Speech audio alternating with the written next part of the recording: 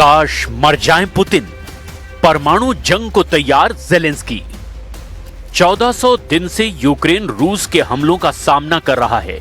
रूसी दावों के मुताबिक यूक्रेन का 27% से ज्यादा इलाका रूस के कब्जे में आ चुका है, लेकिन उसके बावजूद जेलेंस्की यूरोप के चक्कर में फंस करके ऐसे दावे और बयान दे रहे हैं जो अब युद्ध को परमाणु युद्ध या फिर तीसरे विश्व युद्ध में कभी भी बदल सकती है।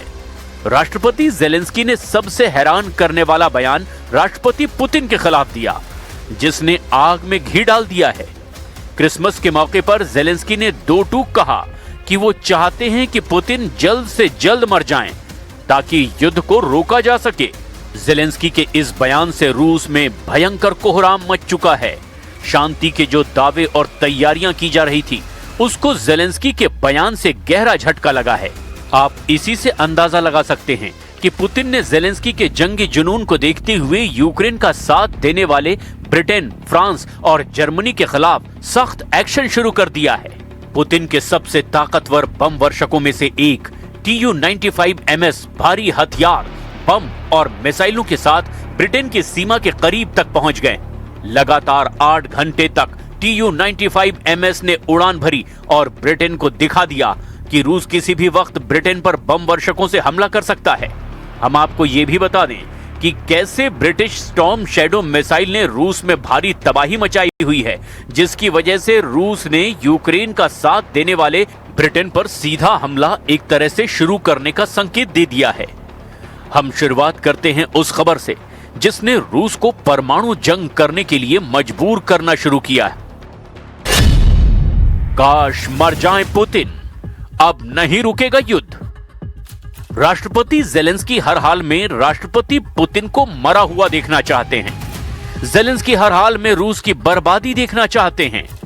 जेलेंस्की हर हाल में चाहते हैं कि किसी तरह से नेटो के 32 देश और यूरोपियन यूनियन के 27 देश मिलकर के रूस को तबाह कर डालें। जेलेंस्की हर हाल में जंग जीतना चाहते हैं, चाहे भले ही अगले 4 साल तक जंग क्यों ना होती रहे।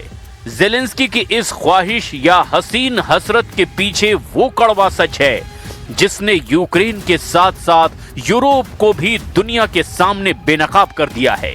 जहां रूस अपने दम पर यूक्रेन से जंग लड़ रहा है, वहीं Ukraine America, France, Britain, Germany और पोलैंड जैसे देशों के दम पर रूस को हराने की कोशिश में जुटा है। लेकिन दिक्कत यह है कि रूस के तूफानी हमलों के सामने यूक्रेनी सेना पूर्वी यूक्रेन में टिक नहीं पा रही है। अगर हम 20 दिसंबर से 25 दिसंबर के बीच की ही बात करें, तो रूस ने यहां इतने भीषण हमले यूक्रेन पर किए कि जेलेंस्की की चीखें निकल गई हैं। रूस ने दिसंबर में यूक्रेन की ऊर्जा इंफ्रास्ट्रक्चर पर बड़े पैमाने पर हमले किए। 22-23 दिसंबर की रात 635 रूसी ड्रोन ने यूक्रेन पर हमला किया, जिसमें ज्यादातर ईरान निर्मित शाहिद ड्रोन हैं। इसके अलावा रूस ने 24 घंटे के अंदर 35 क्रूज मिसाइलों से हमला किया, जिससे कई इलाकों में बिजली गुल हो गई और दर्जनों लोग मारे गए। जेलेंस्की का दावा है कि रूस ने क्रिसमस के मौके पर भी यूक्रेन पर हमले किए, जिसमें किंजल जैसे मिसाइलों का भी इस्तेमाल किया गया। यही वजह है कि यूक्रेन के राष्ट्रपति व्लादिमीर जेलेंस्की ने क्रिसमस के मौके पर रूसी राष्ट्रपति व्लादिमीर पुतिन की मौत की कामना की। उन्होंने क्रिसमस की पूर्व संध्या पर सोशल मीडिया प्लेटफॉर्म एक्स पर पोस्ट किया, एक वीडियो संदेश दिया, जिसमें पुतिन का नाम लिए बिना ही उनकी मौत की इच्छा जताई।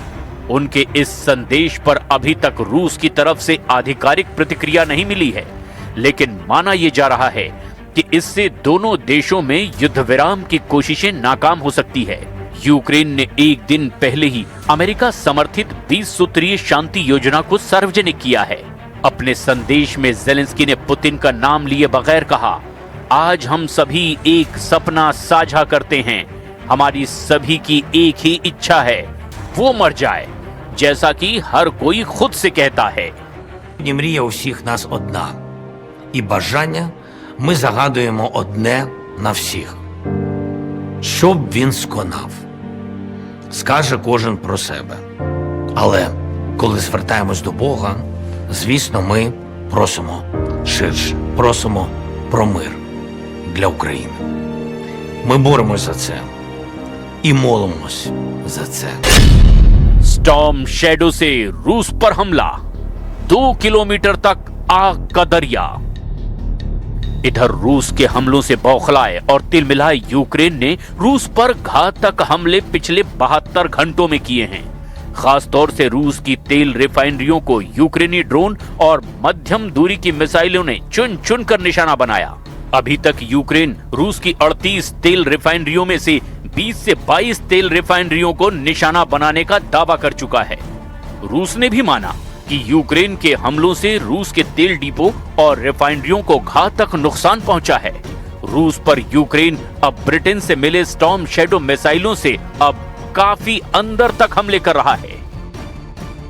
यूक्रेन ने रूस के तेल और गैस से जुड़े ठिकानों पर मिसाइल हमले तेज कर दिए हैं। इसके लिए यूक्रेन ने ब्रिटेन से मिले स्टॉर्म शैडो क्रूज मिसाइलों और अपने देश में बने लंबी दूरी के ड्रोन का इस्तेमाल किया। यूक्रेन के जनरल स्टाफ ने बताया कि उनकी एयरफोर्स ने स्टॉर्म शैडो मिसाइलों से रूस के रोस्तोव क्षेत्र में स्थित नोवोशख्तिंस्क तेल रिफाइनरी पर हमला किया।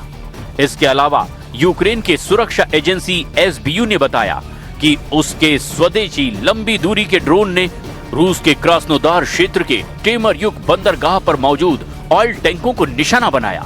साथ ही दक्षिण पश्चिमी रूस के ओरेनबर्ग इलाके में स्थित एक गैस प्रोसेसिंग प्लांट पर भी ड्रोन हमला किया गया। ओरेनबर्ग का ये गैस प्रोसेसिंग प्लांट दुनिया का सबसे बड़ा प्लांट बताया जाता है। ये यूक्रेन की सीमा से करीब 1400 किलोमीटर दूर स्थित है, जिससे ये साफ होता है कि यूक्रेन की हमलावर क्षमता अब काफी दूर तक पहुंच चुकी है। क्रास्नोदार क्षेत्र के रूसी अधिकारियों ने भी पुष्टि की कि ड्रोन हमले के बाद टेमरयुक बंदरगाह पर 2 ऑयल टैंकों में आग लग गई, जहां आग लगभग 2000 वर्ग मीटर इलाके में फैल गई। यूक्रेन ने रूसी क्षेत्र और कब्जे वाले इलाकों में कई रणनीतिक ठिकानों को भी निशाना बनाया। ब्रायांस्क और कुर्स्क सीमावर्ती क्षेत्रों में सैन्य ठिकानों पर यूक्रेन स्टॉर्म शैडो से हमले कर रहा है। क्रीमिया में काला सागर बेड़े और दूसरे बुनियादी ढांचों पर हमले, रोस्तोव पर स्टॉर्म शैडो मिसाइलों से हमले हुए। रूस ने लिया स्टॉर्म शैडो का बदला, TU-95 MS बम वर्षक से ब्रिटेन तक कोहराम। इधर रूस ने यूक्रेन से लेकर ब्रिटेन तक अपने परमाणु बम वर्षकों से कोहराम मचाना शुरू कर दिया है। ब्रिटेन के स्टॉर्म शैडो ने जिस तरह से रूस को भारी नुकसान पहुंचाया, उसका बदला रूस ने लेना शुरू कर दिया है। खबर है कि रूस ने अपने TU बम वर्षकों से ऐसा गदर मचाया है कि ब्रिटेन भी कांप उठा है। क्रिसमस के मौके पर व्लादिमीर पुतिन ने नॉर्वे सागर के ऊपर विशालकाय TU-95 MS रणनीतिक परमाणु बम वर्षक विमानों की एक खतरनाक लंबी दूरी की उड़ान भर करके ब्रिटेन को हैरान कर दिया है। रूसी रक्षा मंत्रालय के मुताबिक उसके TU-95 MS रणनीतिक बम वर्षक विमानों और मिसाइल वाहन विमानों ने बैरेंट्स सागर और नॉर्वे सागर के जल क्षेत्रों पर उड़ान भरी। TU-95 MS रणनीतिक बम वर्षक की उड़ान 7 घंटे से ज्यादा समय तक चली और रूसी नौसेना के Su-33 लड़ाकू विमानों के दल ने रणनीतिक बम वर्षक विमानों को सुरक्षा प्रदान की। मंत्रालय के एक बयान के मुताबिक उड़ान के कुछ चरणों के दौरान विदेशी लड़ाकू विमानों ने रूसी रणनीतिक बम वर्षक विमानों का साथ दिया। मॉस्को ने इस मिशन पर गर्व जताते हुए कहा, रूसी एरोस्पेस फोर्सेस के TU-95 MS लंबी दूरी के बम वर्षक विमानों ने बैरेंट्स सागर और नॉर्वे सागर के तटस्थ जल क्षेत्रों के ऊपर निर्धारित उड़ान भरी है। उड़ान की अवधि 7 घंटे से ज्यादा थी। क्या यूक्रेन को बचा पाएंगे फ्रांस, ब्रिटेन और जर्मनी? पूर्वी और दक्षिणी पूर्वी यूक्रेन पर इस वक्त रूस जिस स्तर के हमले कर रहा है, उसने तो सारे रिकॉर्ड तोड़ दिए हैं। यूक्रेनी जमीन को रौंदते हुए रूस के सैकड़ों टैंक, तोप और रॉकेट सिस्टम ने बुरी तरह से यूक्रेन को तबाह किया है। अकेले राजधानी कीव में ही रूस ने 2 बार हमले किए हैं, जिसमें 60 के करीब यूक्रेनी कीव में घायल हुए हैं, जबकि 10 के करीब यूक्रेनी नागरिक मारे गए हैं। रूस ने अपने हमलों में किंजल और स्कंदर जैसे मिसाइलों का भी इस्तेमाल किया है। कीव के 7 जिलों में सबसे ज्यादा तबाही मची है। आप इसी से अंदाजा लगा सकते हैं कि रूस कीव और कीव के 7 जिलों पर 650 से ज्यादा मिसाइलें और ड्रोन दाग चुका है। इसके अलावा अपने तूफानी रॉकेट से भी कीव पर खूनी हमले किए हैं।